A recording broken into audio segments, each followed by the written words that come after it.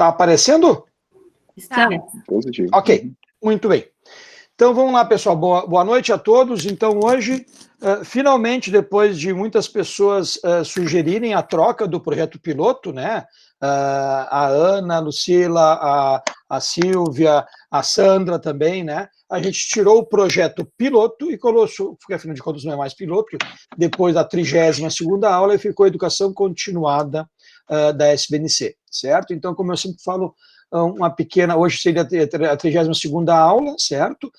Nós temos 29 aulas no YouTube, certo? Temos uma média geral, assim, de entre YouTube e online, quase 9.500 pessoas, com a média de acesso de 318, 320 acessos, 568 inscritos, né? Então, todas as aulas, exceto duas, estão no nosso YouTube, SBNC, e também no nosso site lá, certo? Bom, inicialmente eu gostaria de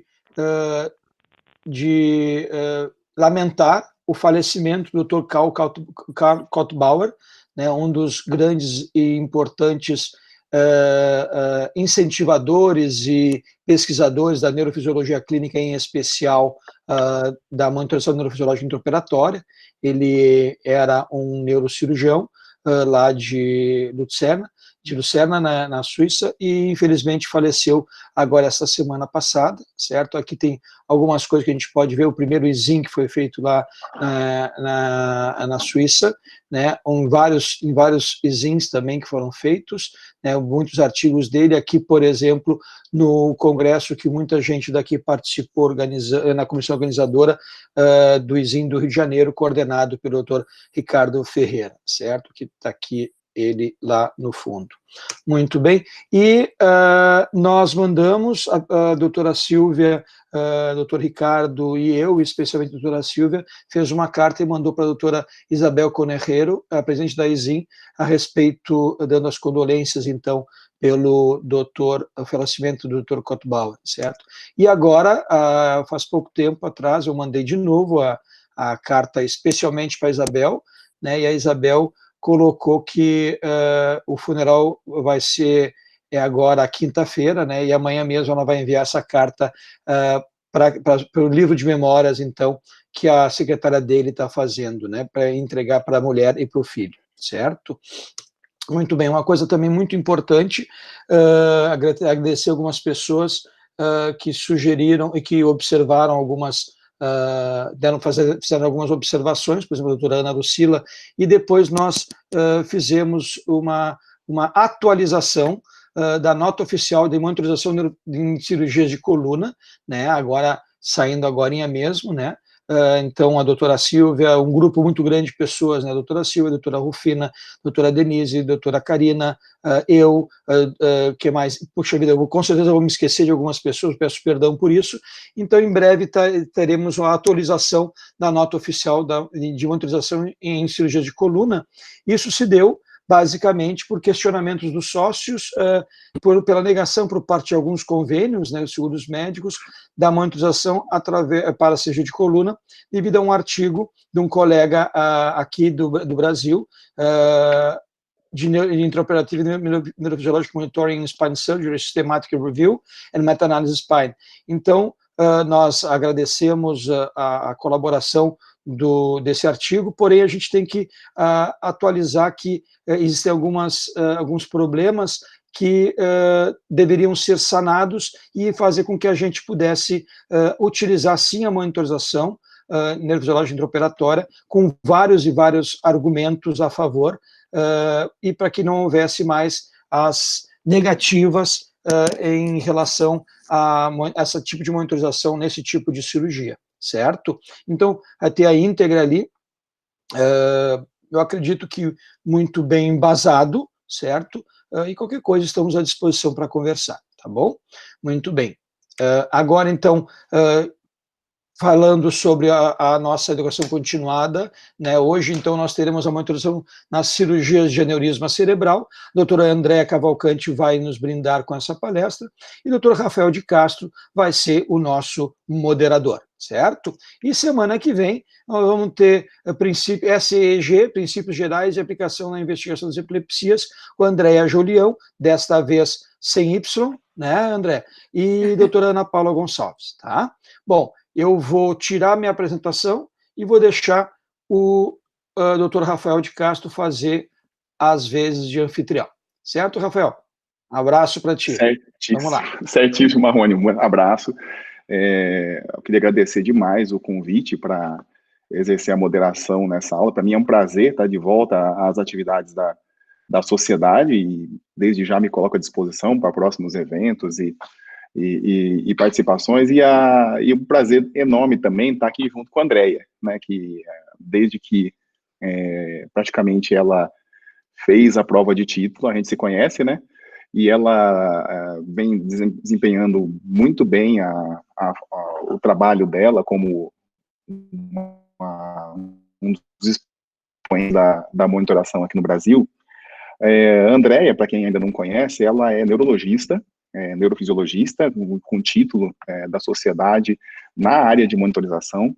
Ela formou-se em neurofisiologia clínica no hospital de base, no distrito, lá, estagiou lá com a doutora Karina Lécio, com o doutor Alberto Sobrinho, e em São Paulo ela trabalhou com a doutora Silvia Veste, durante quatro anos, e contribuiu lá com a formação de muita gente que trabalha hoje com monitoração.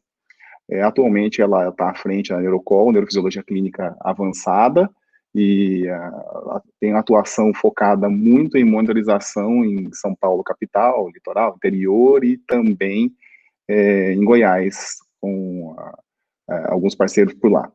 Andréia hoje está mais do que apta a falar qualquer tema da monitorização, mas vai falar de um tema ríspido, que é a monitorização dos aneurismas. Andréia, muito bem-vinda ao evento, né, e você pode dar início à sua palestra.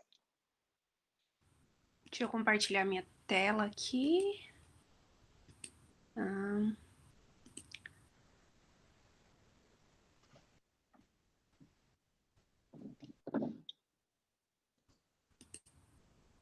Vocês estão vendo?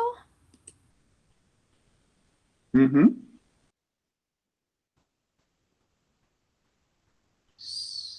Só um minuto. Tudo certinho com a tela? Agora sim. Certinho, Andréia. Tudo certo.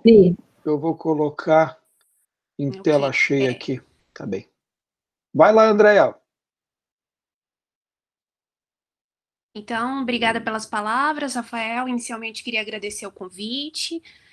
Agradecer o convite da Rufina, da Silvia, do Marrone. É um prazer para mim estar aqui falando hoje um pouquinho do meu conhecimento para vocês. E, assim, é uma honra muito grande, especialmente porque essa aula está se seguindo a aula de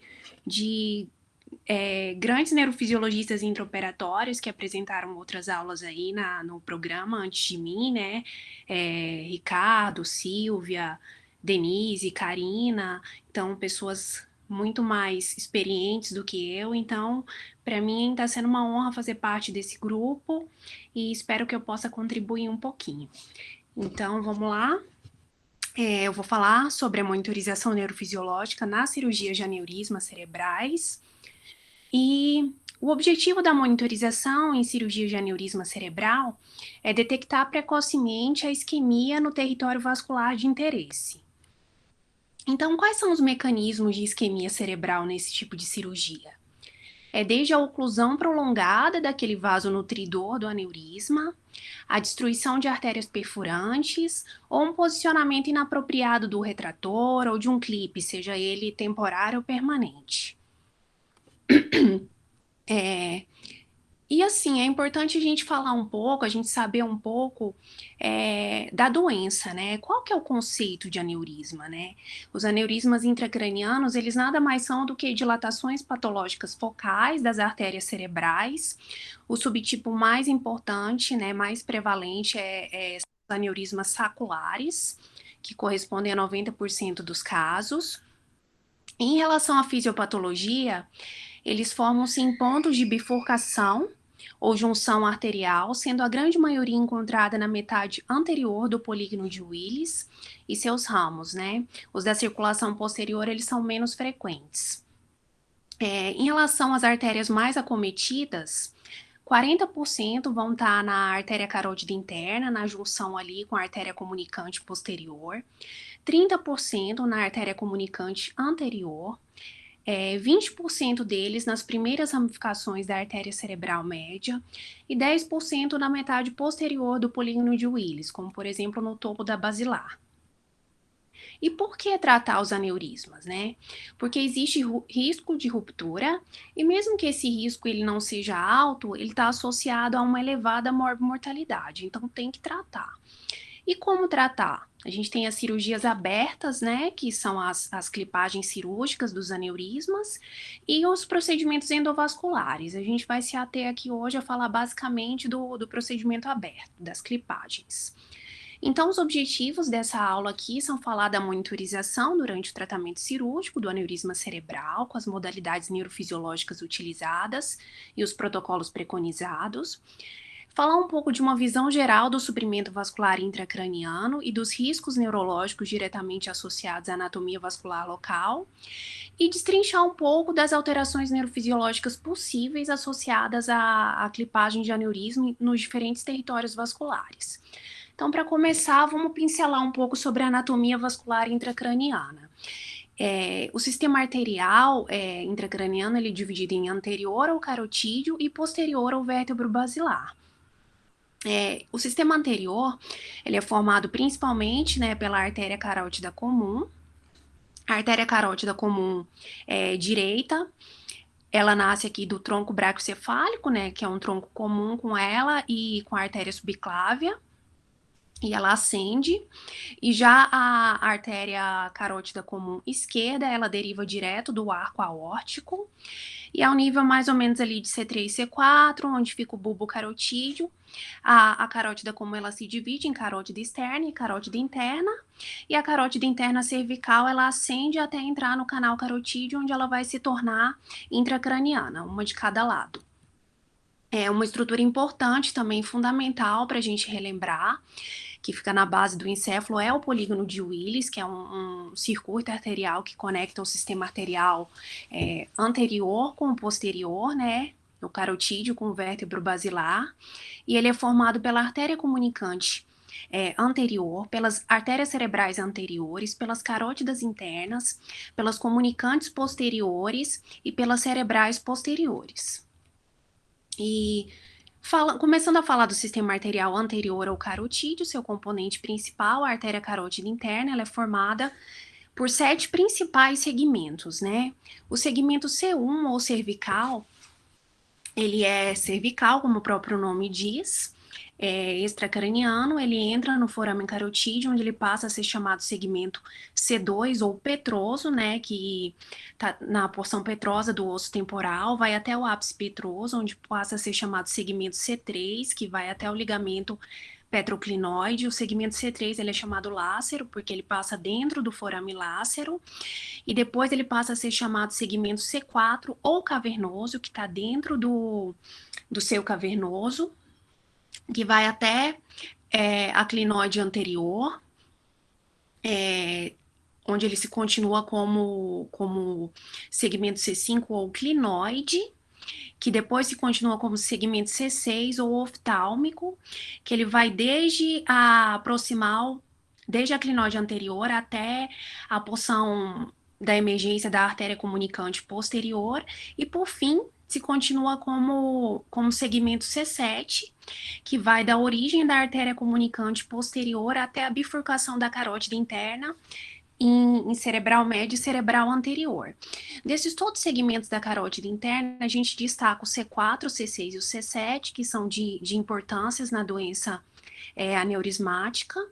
Então, o segmento C4 ou cavernoso da carótida interna, ele emite ramos importantes que vão irrigar o terceiro, quarto e sexto nervo e o gânglio trigeminal.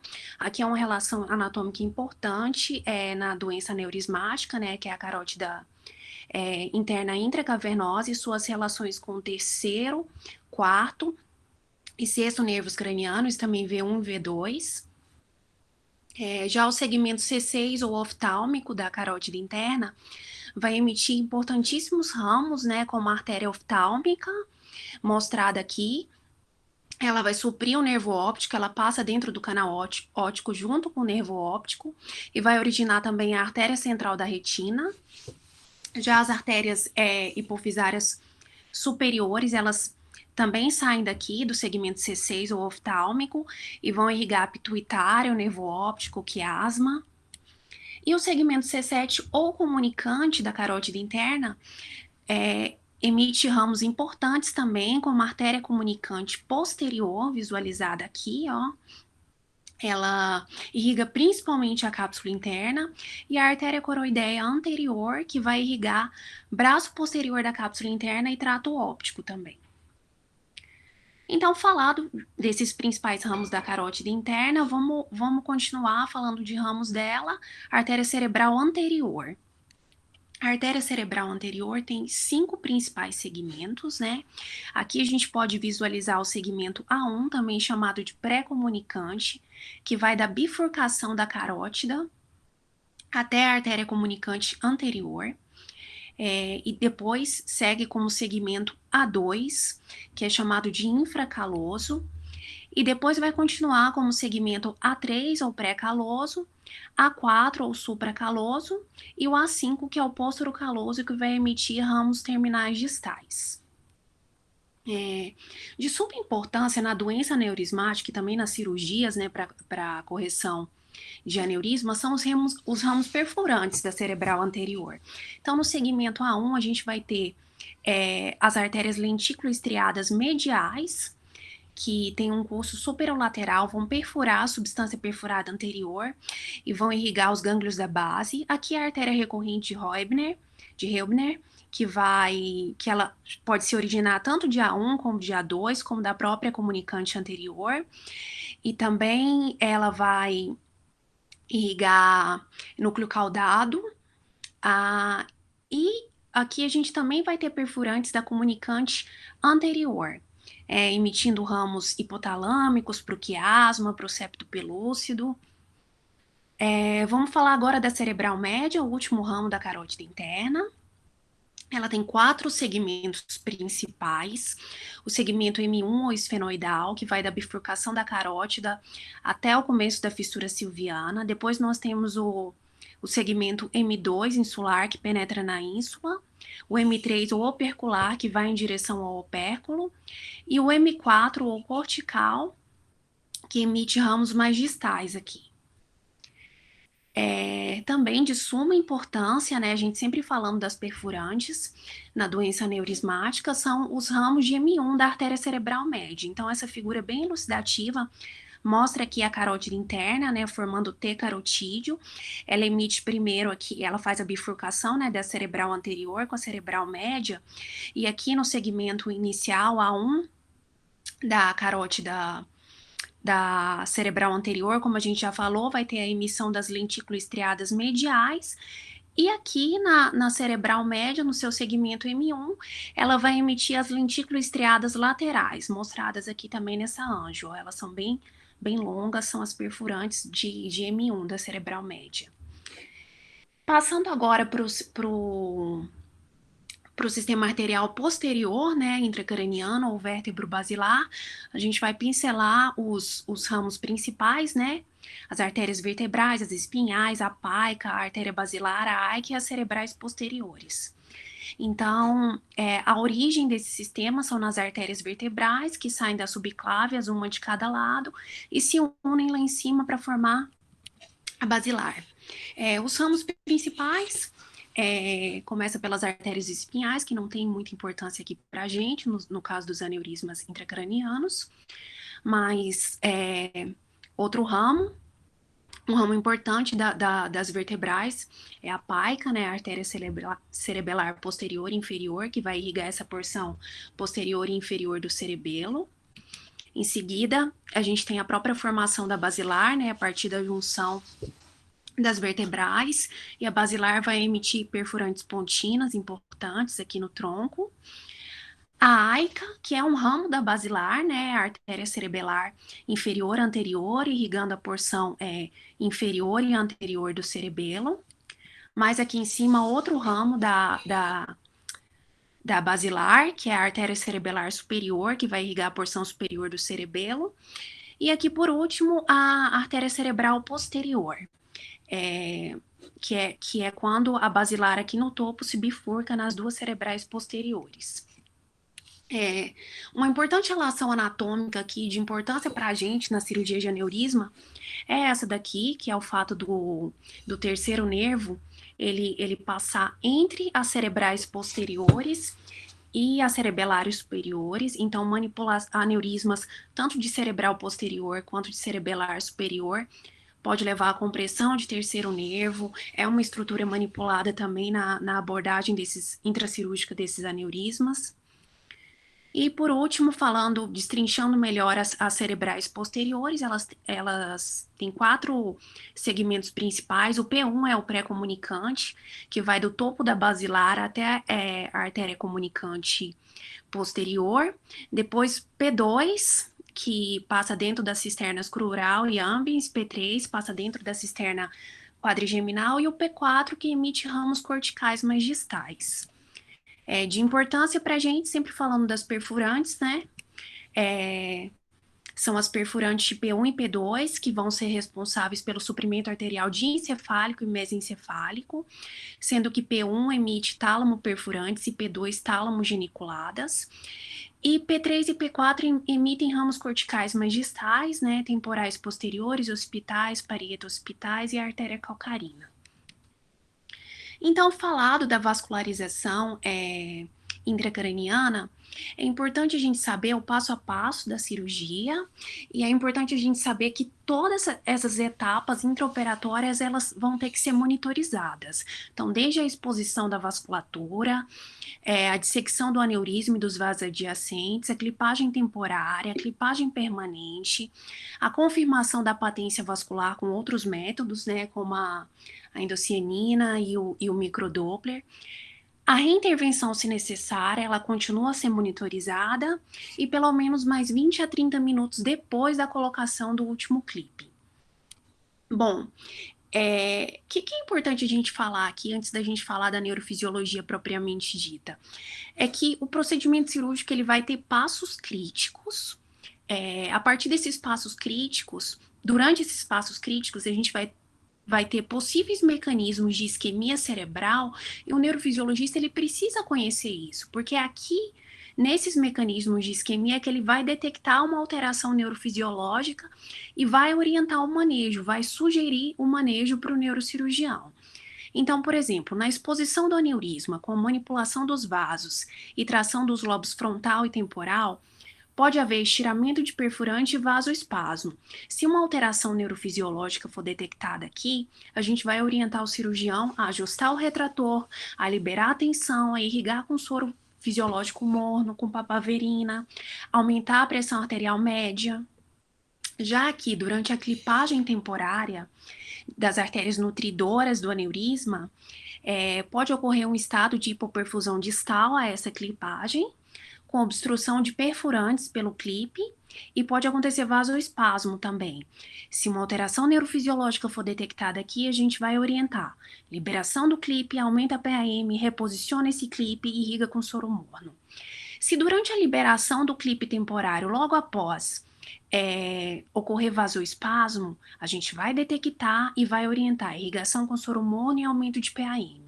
Se durante a clipagem permanente do aneurisma ocorrer pode ocorrer, né, obstrução de perfurante pelo clipe, torção do vaso de origem sob o peso do clipe, vasoespasmo, detectando isso neurofisiologicamente, a gente vai orientar liberação do clipe, reajuste o posicionamento, considera outro tipo de clipe mais delicado, clipe adicional, irrigação com soro morno, aumento de PAM. Então, falado um pouco da doença aneurismática, da prevalência, da classificação, feita essa revisão da anatomia vascular, dos passos cirúrgicos, dos riscos de isquemia durante cada passo cirúrgico. Bom, que hora que vai começar a aula de monitorização intraoperatória? finalmente chegamos. Vamos falar da neurofisiologia propriamente dita. Mas esse passo a passo até agora é de fundamental importância para a gente tentar entender quais são as alterações neurofisiológicas, o que a gente vai fazer com os protocolos, né? Então, as modalidades neurofisiológicas utilizadas na monitorização das cirurgias de aneurisma, elas são várias. Algumas delas são mais sensíveis para isquemia cortical, outras para isquemia subcortical. E assim, está mais do que provado que a avaliação multimodal ela é superior aos testes isolados. Então, vamos começar pelo eletroencefalograma, que é uma técnica não invasiva, bastante sensível a variações de fluxo sanguíneo cerebral regional, e então alterações de perfusão cerebral. A utilidade do EEG ela é baseada nos estudos de endarterectomia, né? De maneira geral, a gente tem substituição de frequências mais rápidas por mais lentas, com uma redução geral da amplitude do sinal, e vamos ter um correlato de distribuição regional com a área de interesse. E também um correlato temporal com a oclusão do vaso. E sempre lembrar que quando a gente tem alteração no EEG, antes de alarmar o cirurgião, a gente tem que fazer essa correlação com o intraoperatório e também descartar outras causas, né? Como os efeitos anestésicos, por exemplo. Os alarmes, eles são basicamente a atenuação das frequências rápidas em mais de 50% e um aumento das frequências lentas. Mas assim, traduzindo, no olhômetro, isso aqui a gente vai ver uma simetria direita-esquerda gritante, uma lentificação do traçado. É relativamente simples de ver, né? Se a gente tiver com um bom padrão anestésico. Em relação aos eletrodos em montagem, é usado o Sistema Internacional 1020, mas lembrando que quanto maior o número de derivações, maior é a área de cobertura. Quanto menos eletrodos, quanto menos canais, menor vai ser a sensibilidade. Montagem reduzida, distância dobrada intereletrodo vai limitar a avaliação de pequenas áreas de lesão. E a montagem recomendada é a montagem longitudinal bipolar, né, que proporciona melhor visualização de assimetria. Recomenda-se sempre colocar áreas homólogas exibidas de forma contígua. Então, assim, temporal esquerdo, temporal direito, para sagital esquerdo, para sagital direita, né? Não tem, assim, uma montagem pré-definida recomendada para EEG nos aneurismas. O que a gente faz muito é uma adaptação, né, do espaço disponível que a gente tem no escalpo ali, porque a craniotomia às vezes é muito grande. A gente pode fazer um aproveitamento dos canais, dos potenciais sensitivos, né, aproveitando o eletrodo. Enfim, de maneira geral, o que a gente faz é uma dupla banana resumida, assim. E tem muitas limitações, né? Artefato de registro, o que eu falei sobre o número de eletrodos, posicionamento dos eletrodos, o sítio de incisão e o campo estérico, além dos efeitos da anestesia, né? Que mesmo que de maneira intermitente, contínua, a gente vai ter pode ter variados graus de sotossupressão, o que vai dificultar a detecção de uma lentificação focal. Mas, assim, a principal limitação mesmo do EEG é que ele é incapaz de detectar isquemia em regiões profundas no caso de oclusão de perfurantes. Então, outra possibilidade é a eletrocorticografia, que, né, a gente vai ter um registro cortical direto e vai ter menos limitações em relação ao artefato e posicionamento de eletrodos, né? Mas, ao mesmo tempo, em contrapartida, a acomodação do grid ou do strip vai depender muito da colaboração do cirurgião. E as limitações anestésicas são as mesmas. E, assim, em relação... vai ter o mesmo problema que o EEG de escalpo, que é não tem sensibilidade para detecção de isquemia profunda no caso de perfurante. Então, assim, só EEG ou eletrocorticografia para cirurgia de aneurisma não é suficiente, a gente vai ter que lançar mão também dos potenciais sensitivos. No caso dos potenciais sensitivos, é recomendado um registro bilateral, tanto para um controle ipsilateral, mas em alguns casos é fundamental o registro bilateral, como no caso de aneurisma de artéria comunicante anterior, porque assim, uma área bilateral vai estar sob risco. A gente pode fazer de membros superiores ou inferiores, vai depender do território vascular sob risco, né? De maneira geral, para a artéria cerebral média, potenciais sensitivos dos medianos e ulnares, para a cerebral anterior, dos tibiais. prezando por um registro periférico e subcortical também, para fazer aquele controle com distinção de alterações cerebrais de não cerebrais, menor número de promediações possíveis que proporcione uma morfologia reprodutível, um feedback rápido para o nosso cirurgião. E lembrando que os potenciais sensitivos, eles detectam isquemia cortical ao longo das vias somatosensitivas. Então, eles são bem sensíveis para a oclusão vascular em territórios distais da artéria cerebral média e anterior. Mas também eles são capazes de detectar a isquemia de tálamo, porque lembrando da anatomia que eu falei lá atrás, pode ter oclusão de perfurante do segmento P1 ou de comunicante posterior que emitem ramos para o tálamo. Mas eles são insensíveis àquela isquemia que resulta em déficit motor focal puro. Então, ainda tem essa limitação, né, quando é motor focal puro. E em relação aos critérios de alarme, são queda de amplitude de 50% e prolongamento de latência em mais de 10%. Vários estudos identificaram pacientes com déficit motor pós-operatório relacionado a um insulto vascular intraoperatório não detectado pelos potenciais sensitivos.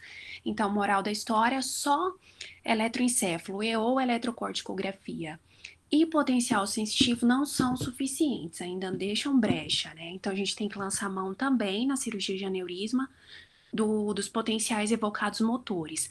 Várias grandes séries têm reportado o uso do potencial motor com uma grande acurácia intraoperatória. E relembrando aqui, mais uma vez, as principais artérias que suprem estruturas subcorticais e cujo comprometimento pode resultar em paresia sem alteração de potencial sensitivo, só alterando o potencial motor, ratificando ainda mais a importância do potencial motor. Nós temos os ramos perfurantes profundos da coroideia anterior, né? Relembrando aqui a artéria coroideia anterior que vai irrigar a cápsula interna. Os ramos superficiais e lentículos estriados da artéria cerebral média, aqui as lentículos estriadas laterais de M1. Os ramos perfurantes profundos da cerebral anterior, aqui as lentículos estriadas mediais e a recorrente de Reubner.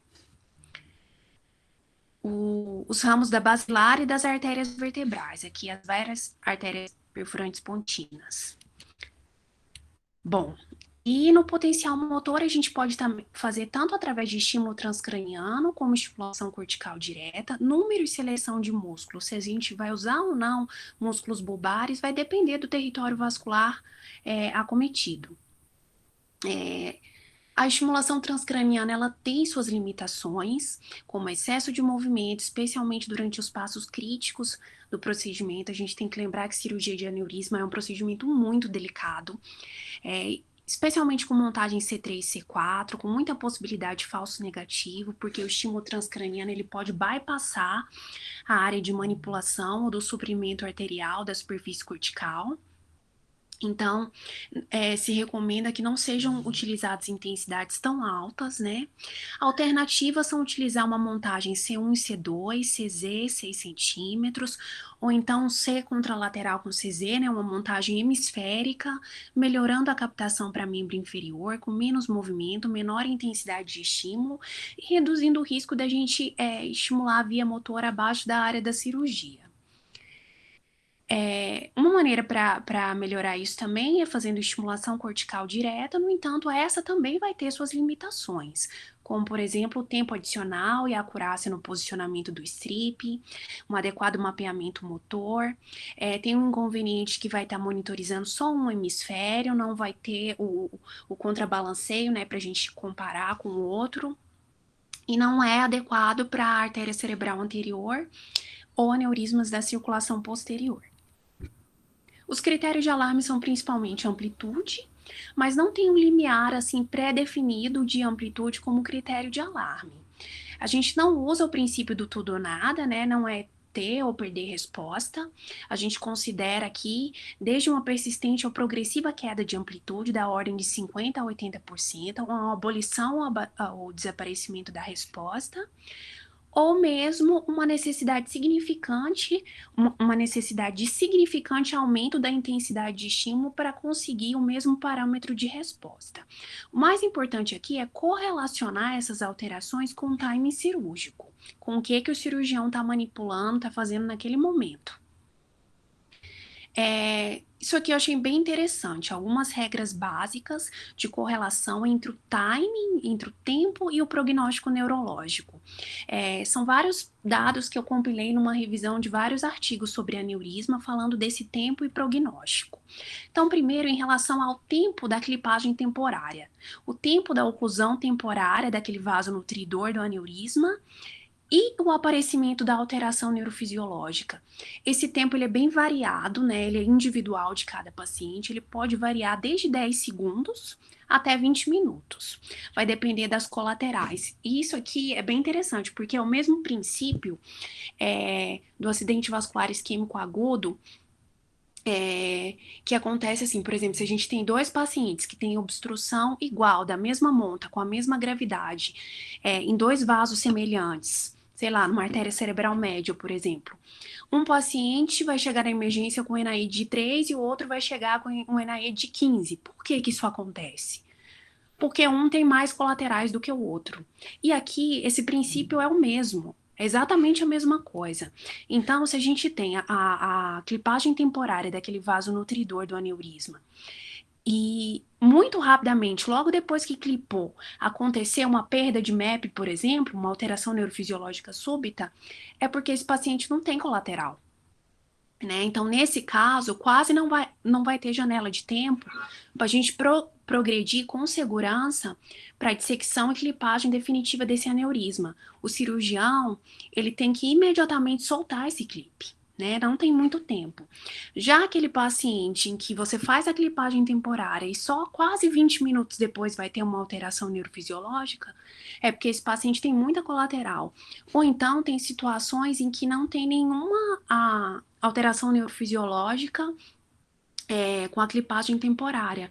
Então, o cirurgião ele está bem seguro para fazer a clipagem definitiva com tempo, com segurança, né? Isso é bem importante, até assim, para a gente procurar saber, olhar a anjo do paciente no pré-operatório, ver se ele tem um anjo digital, um angiotoma, um angiorressonância, qualquer coisa, e estudar as colaterais dele, porque se a gente der uma olhada ali no laudo, na imagem, a gente já vai até saber no intraoperatório se a gente pode ter uma alteração súbita, muito rápida após a clipagem temporária, ou se a gente tem segurança, tem mais tempo, a gente pode até prever o que vai acontecer.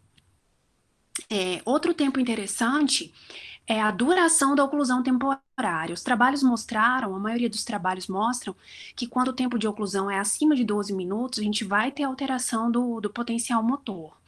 Quando o tempo de oclusão é até 5 minutos, esse potencial ele costuma permanecer intacto.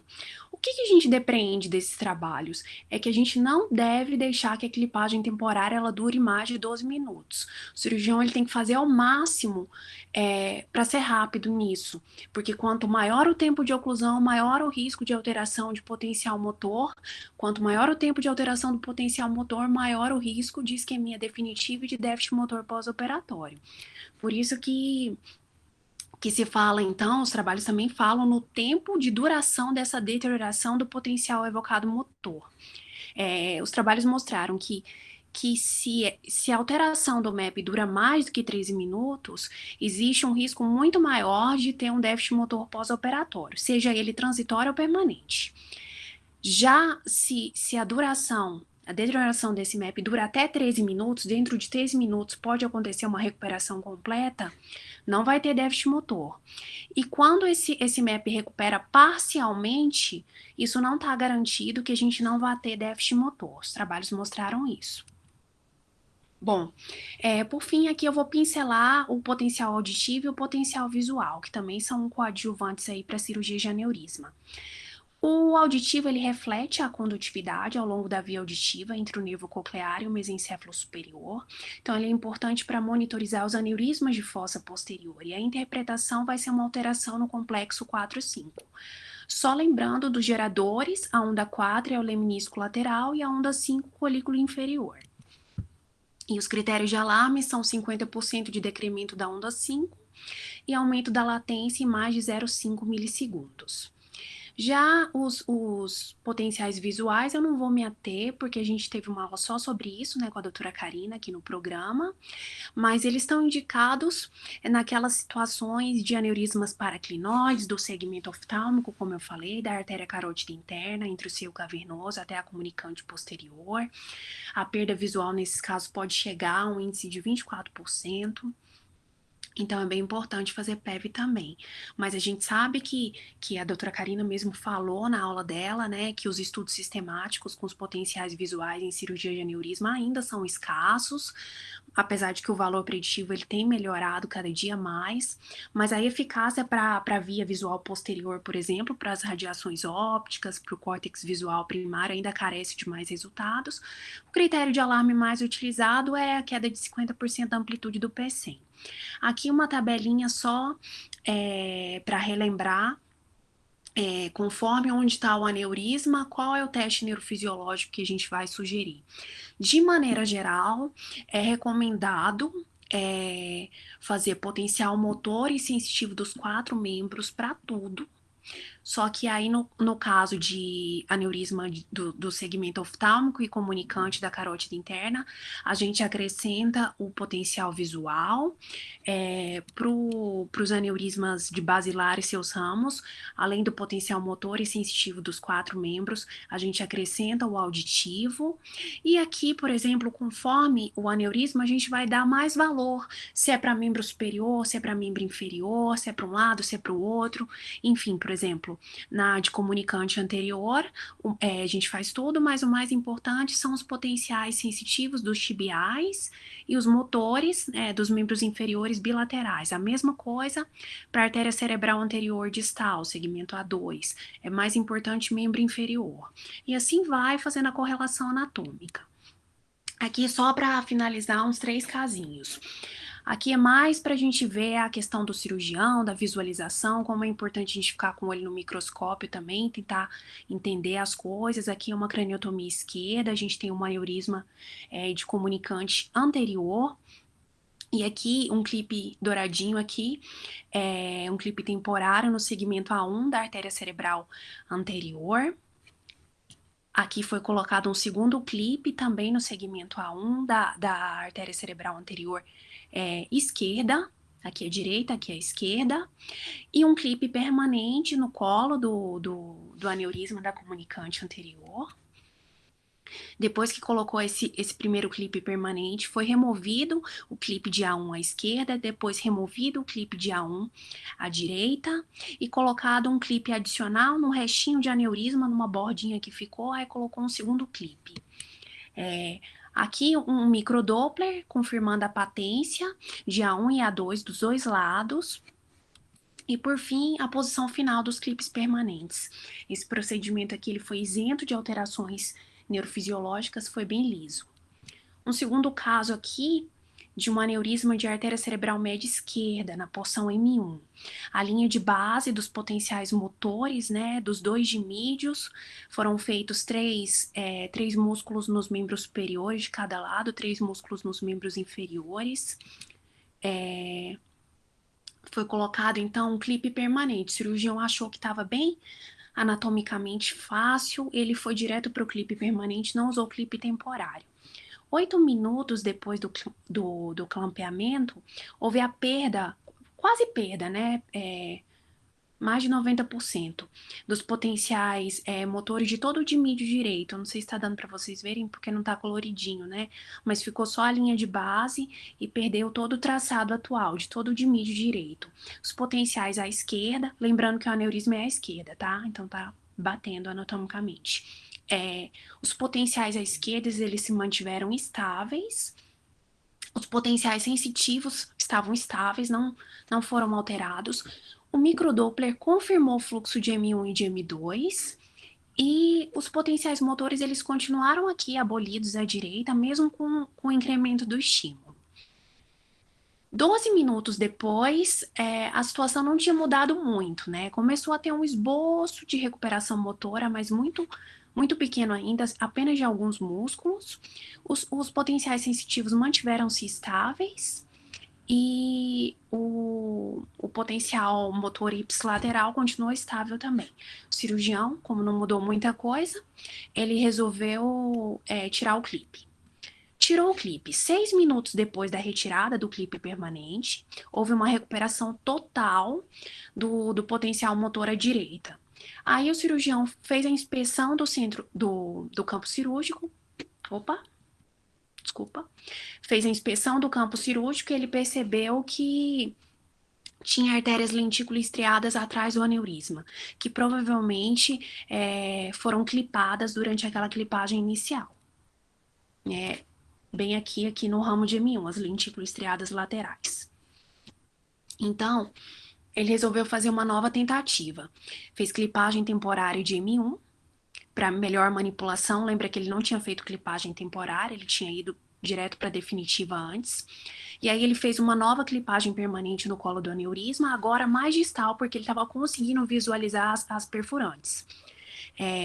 Os potenciais motores sensitivos se mantiveram estáveis, ele removeu, então, o clipe temporário e checou patência de M1 e M2 dos ramos lentículo-estriados, tanto com microdoppler quanto com a endocianina. E tudo certo, sucesso. Aqui é um outro caso de aneurisma da bifurcação da carótida interna esquerda. Foi feita uma clipagem temporária da carótida interna durante 10 minutos e os potenciais motores sensitivos se mantiveram estáveis. Aí ele foi lá, fez a clipagem definitiva, tudo certo, e liberou o clipe temporário. 1 minuto depois da liberação do clipe temporário, aconteceu isso daqui, uma súbita perda dos potenciais motores de todo o dimídio direito. Lembrando que o aneurisma é à esquerda. E ele pôde visualizar no campo cirúrgico um estreitamento visível dos ramos M1 e M2 da cerebral média, sugerindo vasoespasmo. O que ele fez? Aumentou a PAM, jogou soromono, papaverina e dentro de alguns minutos houve recuperação total dos potenciais motores. Então, um caso típico de vasoespasmo, que não é infrequente, gente, quando solta o clipe temporário. Então, mensagem final, sempre discutir com o cirurgião a anatomia vascular, fazer novas linhas de base antes de cada clipagem, tentar manter uma anestesia estável em cada um desses passos é fundamental, checar o potencial motor a cada 2 a 3 minutos, por cerca de 20 minutos depois que cada clipe foi aplicado. E, por fim, o sucesso da monitorização ele depende de um bom entendimento da anatomia vascular local, da doença neurismática e do procedimento cirúrgico, bem como da experiência do neurofisiologista na execução e na interpretação dos traçados, e por último, mas não menos importante, da colaboração multidisciplinar de toda aquela equipe. Era isso que eu tinha para falar. Obrigada. Muito bem, Andréia, parabéns. Excelente a sua aula, excelente mesmo, assim, é uma tarefa ingrata, né, ter que fazer toda uma revisão da anatomia envolvida, assim, você fez muito bem, muito rapidamente, passou por tudo aí, e a gente tem algumas perguntinhas ali, mas antes eu queria fazer duas perguntas para você, minhas mesmo, assim. Uma delas, assim, você falou um pouco, assim, mas eu acho que você tem a mesma impressão que eu tive, assim, que eu fiz a lição de casa aqui também, de ler alguma coisa, e que se fosse para você trabalhar com uma técnica só, você trabalhava com um potencial focado motor, não é isso? Sim. E então, apesar disso, tem vários estudos assim que mostram assim que mesmo o potencial evocado motor tem uma sensibilidade baixa para detectar déficit no pós-operatório, não no intraoperatório, né? Quer dizer, no pós-operatório um pouco mais tardio, quer dizer, as pessoas que vão ficar mesmo com sequela. Você mostrou aí assim, a complexidade de todo o sistema vascular cerebral e assim todos os milhares de lugares que podem ter aneurisma e ser objeto de clipe. E, além disso, tem também a questão do tempo, né? Não do tempo só de clipagem, que é uma das perguntas que o Marrone deixou aí depois para a gente conversar um pouquinho, mas de em que momento essa cirurgia está sendo feita, né? Porque a indicação é muito heterogêneo a população que vai para uma cirurgia de aneurisma. Esse que é o problema. Então, eu acho que a maior parte desses estudos que mostram um desfecho desfavorável ou baixa sensibilidade da monitorização, blá, blá, blá, blá, blá, blá, em relação à cirurgia de aneurisma, eles estão equivocados porque eles estão misturando laranjas com maçãs. Assim, o vasoespasmo é um evento que acontece você operando ou não operando, mas principalmente depois que você opera, e ele pode ser tardio, né? Algo que não vai ser de modo algum detectado por qualquer uma das técnicas que você anunciou aí, e esse pessoal está aí nesse grupo, né? Falando que a monitorização não funciona, ou trazendo para a gente essa pecha de algo que não é tão necessário, que não é tão eficiente assim, mas que você mesmo mostrou nos seus casos aí, como é que uma pessoa tem coragem de fechar a cabeça com 2 clipes assim, com todos os potenciais evocados motores zerados em um hemicorpo, né? Então nós temos ali um evento neurofisiológico que deve ser assim considerado, porque realmente a chance disso dar certo na hora que a pessoa sair da anestesia é muito baixa, né? Na sua opinião, André, você tem alguns casos assim? Eu, particularmente, assim, eu não tenho caso nenhum de aneurisma. Os meus cirurgiões não pedem monitorização dentro do meu raio de ação aqui.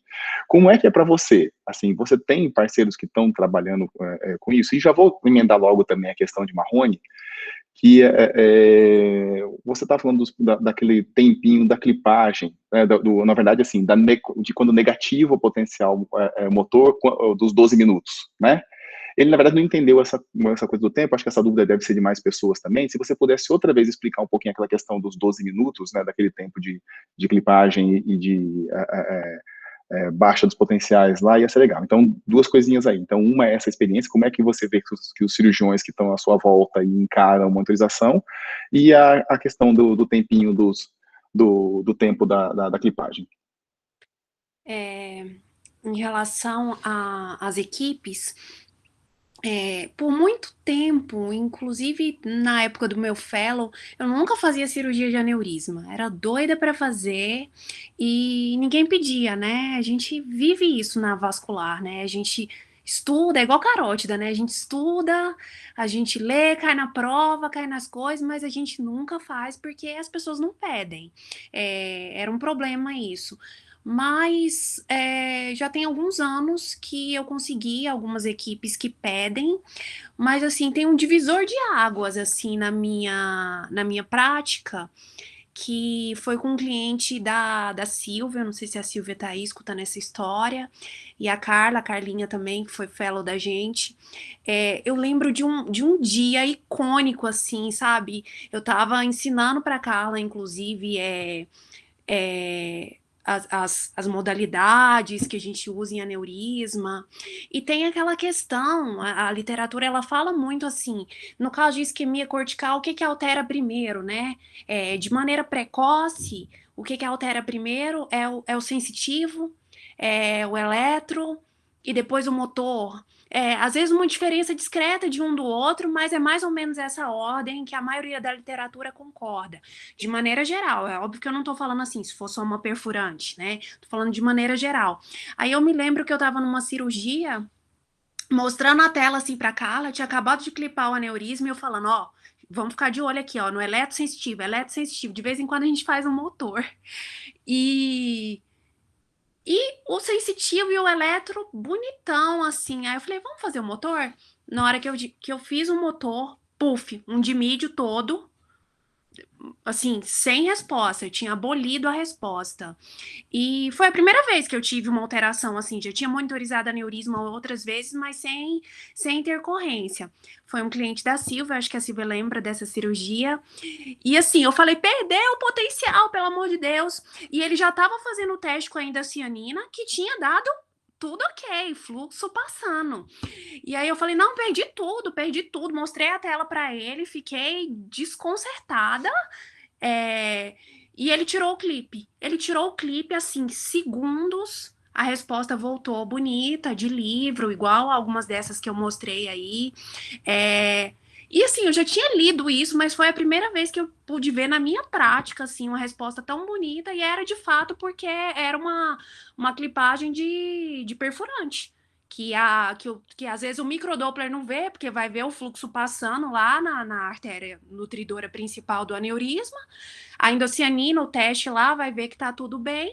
E assim, se não tem monitorização, esse paciente acorda hemiplégico. Hemiplégico e o cirurgião fala, não tô entendendo por que isso aconteceu, né? Então, realmente, assim, foi uma das situações, trabalhando como neurofisiologista, assim, que eu me senti mais útil, assim, porque foi muito definidor, assim, como aquilo ajudou naquele momento. O paciente ia ficar hemiplégico mesmo, e só a monitorização pôde evitar isso.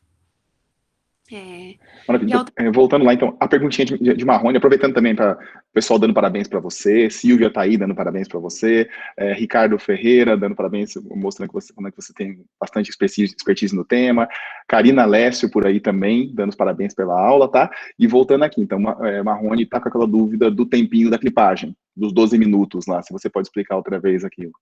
do tempo de oclusão, da Deu- clipagem, do tempo de Eu oclusão, fico, des- temporário. desculpa, exatamente, eu fiquei um pouco confuso em relação ao temporário, né? Aí tu vai lá, clipa temporário, passou 12 minutos, ele piora. Sim, mas no temporário, depois tu vai botar o definitivo, vai ficar definitivo, né? Então, eu fiquei um pouco confuso com isso, por favor. Não, mas o temporário, perdão, então, talvez eu não expressei esse detalhe. Quando a gente fala clipagem temporária, é uma clipagem que não é do aneurisma, é da artéria nutridora do aneurisma, para não ficar passando um fluxo de sangue tão intenso que vai dificultar, porque o cirurgião ele precisa clipar o aneurisma, e se tiver entrando muito sangue ali, ele não consegue trabalhar direito. Então, na verdade, a clipagem temporária é para fazer uma isquemia temporária ali mesmo, para não passar tanto sangue, para ele conseguir trabalhar. Então, por isso que ela tem que ser rápida, porque é, ela é uma isquemia iatrogênica, né? Iatrogênica, literalmente, ele tá consciente disso, ele sabe que ele tem que ser rápido. Mas eu acho que por não ter o parâmetro funcional, o cirurgião, ele sabe que ele tem que ser rápido, mas ele não sabe quão rápido ele tem que ser. E os trabalhos neurofisiológicos mostraram que quanto mais rápido, melhor, mas o limite é 12 minutos. Agora sim, Deu para agora sim. entender? Entendemos todos. Acho que até eu também tinha ficado meio na dúvida, foi legal a explicar de novo. Andréia, Essas dúvidas, assim, eu acho que a gente, como neurofisiologista, a gente tem muita dificuldade em entender as coisas porque os cirurgiões não falam com a gente.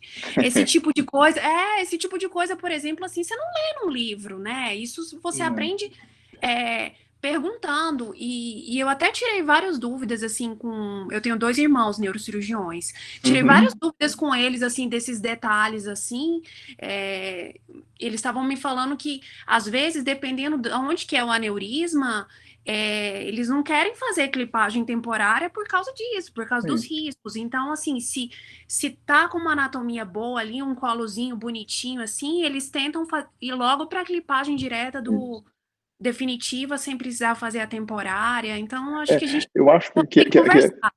exatamente, que a dúvida aí, na verdade, que tem a ver mais com o procedimento do que a coisa, assim, porque é que o clipe temporário, ele não é um clipe no lugar que você só vai tirar e colocar depois o definitivo no mesmo lugar. O clipe É, temporário é a jusante, né? É antes, isso para você poder não ter fluxo enquanto você está clipando o definitivo, né?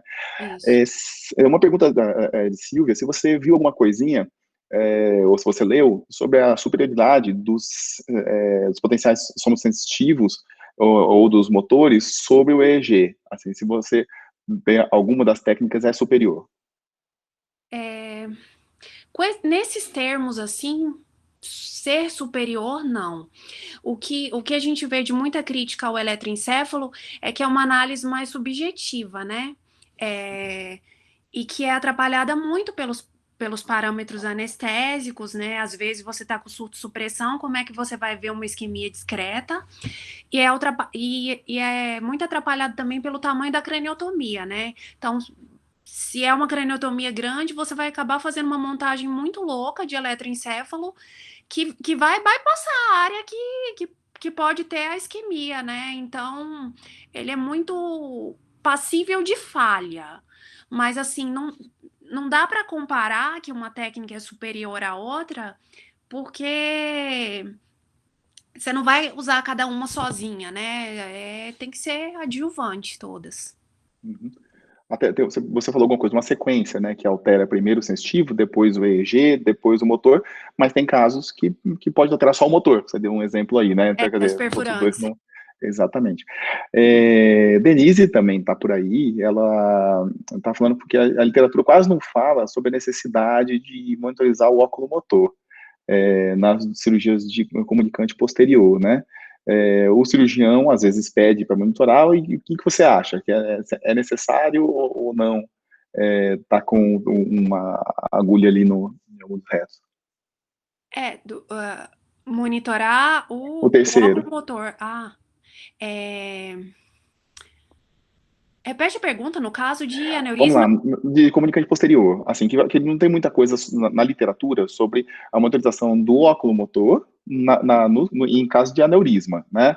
E assim, o que você acha da sua experiência? Que o cirurgião eventualmente pede, ó, veja um terceiro para mim também, mas você acha que tem utilidade no caso de aneurisma ou não? É porque o terceiro dá aquela abraçada ali, né? Ai, eu acho que sim.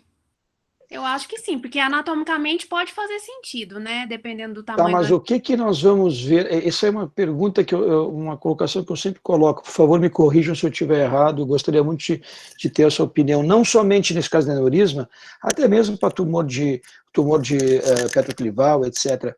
Primeira coisa, monitorar MEP de óculo motor e cesto, etc. Não dá, não existe, porque é outra via, né? Não é piramidal. Uhum. Então a gente monitoraria somente MG. Só que às vezes o cara só olhou para o sexto ou para o terceiro, no caso, e pode ou não aparecer uma descarga, pode ter visto ou não, e o cara ficou parético com o olho. Eu não sei se o esforço vale a pena. Claro que a gente tem que conversar com eles, né? Isso é uma coisa que eu estou pensando. Junto com essa, entendeu? Que eu pensando assim, gostaria muito que me criticassem em relação a isso para eu poder entender melhor. Junto com isso, casualmente ontem, a gente fez um aneurisma de vertebral, certo? E uma das coisas, praticamente próximo ao topo, lá em cima, próximo à paica, né, que engloba abaixo da paica e logo abaixo da paica. Uma das coisas que a gente estava pensando, né, poxa, será que não pode dar um Wallenberg, né, pegar os nervos cranianos daquele lado baixos, né, o sensitivo, tá? Se debelar, a gente não vai conseguir ver.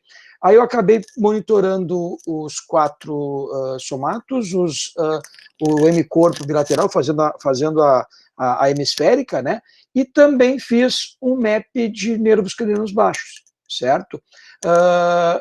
Foi tranquilo, deu para fazer direitinho, a gente conseguiu fazer. Só que não está escrito, pelo menos eu não vi isso aí escrito. Eu não sei se também, junto com essa história do terceiro, vocês podem me auxiliar nesse tipo de coisa que eu estava falando. Realmente eu vou ficar devendo, não sei. E também, não sei, vou procurar e me cobra depois. Mas pensando aqui também, a gente tem que ver até que ponto, por exemplo, voltando na pergunta da Denise, até que ponto a preocupação é a manipulação do terceiro ou é a isquemia daquele território vascular, né? Porque, assim, se for isquemia, eu acho que as outras modalidades vão ajudar a gente de maneira mais objetiva. Porque se for isquemiar, não vai isquemiar só o terceiro, né? Vai isquemiar todo aquele território de irrigação pela artéria nutridora daquele aneurisma. Então, eu acho que vai ter outras modalidades que vão sugerir alterações mais objetivas para a gente. Assim, eu acho que monitorizar ou não o terceiro nesse caso aí, eu acho que não vai trazer tanta coisa a mais, assim, pensando em isquemia. Agora, pensando em manipulação, pode ser. Mas Respondendo à pergunta do Marrone, me intrometendo aí, o novo livro da Mirella traz um capítulo muito bom de aneurisma. Ela fala praticamente as mesmas coisas que a Andrea falou aqui, mas ela não mostra realmente monitorização de pares baixos em cirurgias de aneurisma de basilar. Eu acho que porque a PAICA e a AICA ali já vão fazer uma isquemia de tronco, que já vai aparecer com um potencial motor e sensitivo, eles não associam nenhum tipo de nervo craniano nesse tipo de cirurgia. É um dado a mais, né, Marrone? Você pecou pelo excesso aí, né? Pelo cuidado. Eu me intrometendo também aqui, mesmo nas cirurgias mais ali da comunicante posterior e tudo que envolve o terceiro, né? A gente tem que ver por que é que a gente está monitorizando esse terceiro. Porque não é, de modo algum, uma coisa inócua você ficar colocando uma agulha dentro da bola do olho da pessoa. Não é legal. E quando eu vejo muito sentido quando você está falando, por exemplo, eu tenho um meningioma da fissura orbitária superior. Pois é, o nervo está ali, eu não faço ideia de onde, eu estou puxando o tumor, isso pode ter descargas, eu com um probe eu consigo tentar localizar o nervo, poupar essa estrutura. Agora, eu mapear o terceiro, quando a pessoa está chegando ali no polígono, assim, será que ele não sabe onde é que ele está? Porque, assim, o terceiro está ali, né? Então, eu não preciso mapear o terceiro para ele. Assim, a pessoa que não chegou... é um tumor que está atrapalhando ele, né? Não, ele tem um vaso e tem nervo. Ele está na dúvida se é o nervo ou se é o vaso, aquilo. Não, essa dúvida não existe. Então, a partir daí, ele vai fazer o que ele deveria fazer depois que nós mapeássemos, que é proteger com a técnica cirúrgica, né? Então, dado isso, qual é a real necessidade de eu dizer para ele, não, isso é um terceiro mesmo. Se eu tivesse ainda um potencial motor do terceiro, do quarto, ainda, vamos lá, né? Mas isso não acontece, então, e você fica aguardando disparos, a gente sabe que é uma coisa que também não acontece, eventualmente, então, e em teoria, o conhecimento anatômico, principalmente quem trabalha com a parte de vascular, aí assim, tem que ser um negócio de top, né? O cara tem que saber muito bem onde é que ele tá, o que é que ele tá clipando ali. Então, eu desencorajo o cirurgião. Se ele fala, vamos ver o terceiro, isso aqui, eu desencorajo. Pessoal, deixa eu ver se tem mais alguma pergunta.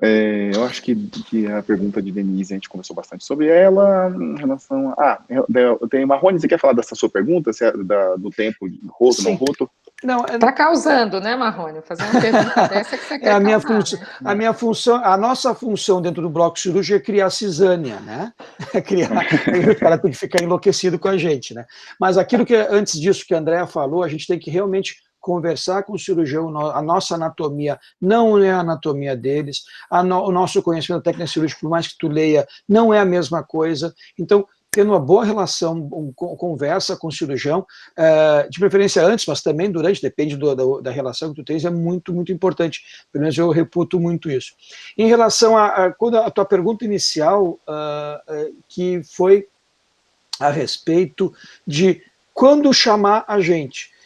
Ou seja, e também eu quero saber quando é que eles operam também.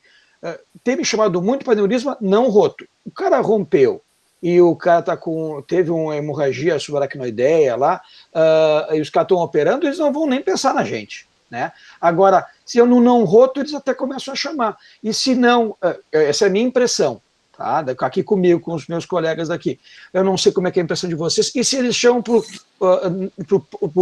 roto e quando? É imediato ou depois, né? Depende da cirurgia, claro, né? De quando é que eles querem operar.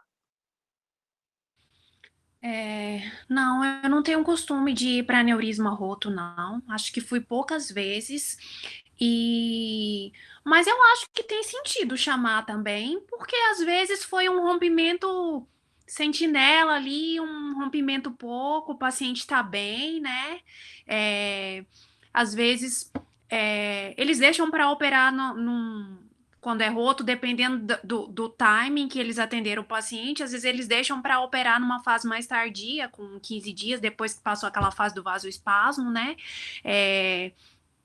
Mas eu já fui para alguns aneurismas pouquíssimos, rotos, mas que foram, assim, um furinho de rotura, sabe? Não aquela coisa catastrófica. E o princípio é o mesmo, assim, é o mesmo. Existe risco de pegar perfurante, existe risco de isquemia transitória, são os mesmos riscos, assim. Eu acho que é indiferente o procedimento. E aquilo que o Rafael falou me parece bastante importante, né? Ou seja, se o cara vai operar logo, rompeu, vai operar logo nos primeiros dias, sei lá, um dia, 2 dias, se ele sair bem da cirurgia, ok. E só que ele pode piorar depois, e o aneurisma, aliás, o vasoespasmo comum, né? Então a gente pode dizer, isso aqui realmente é vasoespasmo. Ah, não, mas saiu mal a monitorização porque o cara piorou depois. Não, né? Não teve, né? Deixa eu só, não sei se alguém quer falar, eu só queria botar uma coisa. Eu participei agora na ABN, teve o ABN Lab aqui em setembro, né? E estava o Kimaide e estava a Mirella falando, e ela falou uma coisa, falou uma aula basicamente assim, que nem tu falasse, tu com muito mais detalhes, só que ela falou uma coisa que me chamou a atenção, eu achei interessante, talvez não seja tão fácil sempre de colocar. No final, fizemos todas os potenciais, está tudo bem, está tudo tranquilo, só que às vezes o cirurgião, o anestesista vai baixando, aumentando a anestesia, vai baixando a pressão, e ela notou o seguinte, que quando baixar a pressão, obviamente muita gente vê que o potencial baixa, né? Isso não é somente para aneurisma, também para as outras. Então ela dizia o seguinte, olha, a gente pode prever qual é a PA, a TA que a PAM que o cara tem que sair daqui agora na cirurgia para manter pós, né? Ela deixa bem claro assim, mostrando uns gráficos onde a PAM chegou por exemplo, entre, sei lá, 130 por 80, por exemplo, tá? E começou a baixar potencial. Aí pede para aumentar, chegou a 160, 170 por 90. Estou chutando. E o cara voltou com potencial. Olha, então já se sabe que transcirúrgico baixar para isso, para tanto dar problema, tem que levantar. Então tenta sair com ele acordado, de preferência, né? Ou não, depende, mas com a PAM já dando uma ideia. Então isso aí pareceu uma coisa bem interessante, que a gente pode ajudar o clínico lá na UTI, por exemplo, né? Não sei o que vocês acham disso. Interessante. E ela mostrou artigo sobre isso? Ela mostrou o trabalho dela, basicamente o trabalho dela, tá?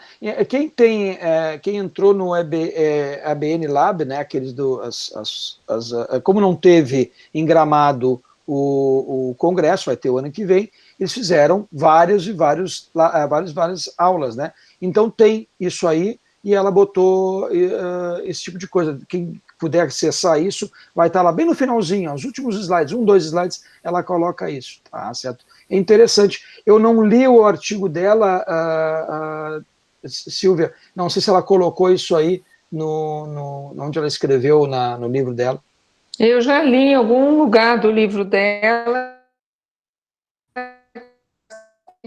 um arterial sistema que exige uma PAM mais elevada ao longo da cirurgia. Agora não sei dizer se foi exatamente no capítulo de aneurisma, mas faz sentido com o que você está falando aí, né, que ela mantém uma PAM mais alta, né? Então vai depender da pressão arterial de base do paciente. Hipertenso tem que manter uma PAM mais elevada. Pessoal, posso voltar num ponto que eu acho que é fundamental aqui? Ricardo, tudo bom? Tudo bom, Tudo bem, Ricardo? Tudo bom. Eu acho assim que dominar a neurofisiologia para atuar é óbvio para todos nós, né? Mas assim é obrigatório que a gente conheça passo a passo as técnicas cirúrgicas que nós vamos ajudar. Senão nós vamos ficar parecendo o cachorro que caiu da mudança, né? Só pegando um gancho do que a Andrea falou, mas isso serve para tudo. E sair toda hora do teu lugar para ir lá dar uma de papagaio do pirata, para tentar saber o que está acontecendo. Por isso que a gente aconselha todo mundo usar uma câmera para saber quando eles estão no microscópio olhando. Mas assim, eu acho que quem está entrando nesse jogo aqui, o pessoal mais novo, eu já aviso. Fazer potencial evocado motor, visual, auditivo, eletromiografia, isso é parte sine qua non, mas assim, para entrar no jogo, precisa saber os passos de uma cirurgia. E é claro que no início a gente apanha, mas tem que dominar, tem que conseguir escrever esse passo a passo para todas. Inclusive, quando eles te mudam a técnica, ou eles te dizem assim, aconteceu tal coisa, tem que saber o que é aquilo. Eu vou usar tal material aqui, tem que saber. Só estou falando aqui, não é para todos que estão me aparecendo agora, as carinhas aqui, que são os mais velhos aí, os mais sêniores, mas os mais novos eu digo, não esqueçam que vocês vão participar de um jogo e precisam conhecer as regras, e precisam saber o que é um carrinho, o que é o pênalti, o que não é. Se tu não souber e te der um apito para apitar, tu vai ficar com cara de bobo. Só isso, era só uma participação. André, deixa eu te dizer uma coisa. A tua aula foi maravilhosa, muito obrigada. Mostrasse a tua expertise, já escrevi isso, e fosse de uma generosidade muito grande com os teus 3 casos, eles foram super ilustrativos, começasse por um totalmente liso, foi super legal. Fiquei muito contente, um beijão para ti, muito obrigado, tá? Obrigada eu, Ricardo, obrigada. Obrigado pela participação, Ricardo. Já estamos aí com 1h15 de evento, então se não tiver mais nenhuma pergunta, eu acho que a gente pode ir encerrando, né, Marrone? Isso aí, não sei se alguém gostaria de perguntar. Escrever é interessante, mas deixa de ter vergonha, clica ali no microfone, na telinha, se alguém quiser conversar agora. Ou cale-se para sempre, amém. Não precisa calar para sempre, não. Não é casamento, né? Chega assim, né? Alguém mais, não? Bom, então, assim, vai ficar no YouTube, né? Tem autorização da Andréia para ficar no YouTube. Eu acho que é interessante, a gente está vendo, assim, que muitas e muitas pessoas estão acessando cada vez mais posteriormente, né? Ainda presencial é interessante, porque a gente pode interagir mais ainda, mas, Andréia, os teus slides foram muito bons, né? Com certeza, eu vou usá-los, né? Usá-los no sentido de ver e mostrar para os cirurgiões, né? O que nós estamos fazendo, e até exatamente isso que o Ricardo falou. A gente também, assim, a gente tem que saber o que está acontecendo, não vai saber fazer a cirurgia, né? E outra coisa, não tem vergonha nenhuma, pessoal, posso conversar contigo, tem cirurgião que não quer saber de som na sala, então tá bom, então tu fica quieto, mas tem cirurgião que, olha, cara, eu preciso entender o que está acontecendo, e isso a gente aprende toda hora, tá toda hora aprendendo, daqui a pouco tem coisa nova, ou tem coisa que é velha e a gente não sabe, né, tem que sempre perguntar, né. Alguém mais gostaria de fazer algum comentário? Deixa eu ver se tem alguma coisa mais escrita aqui.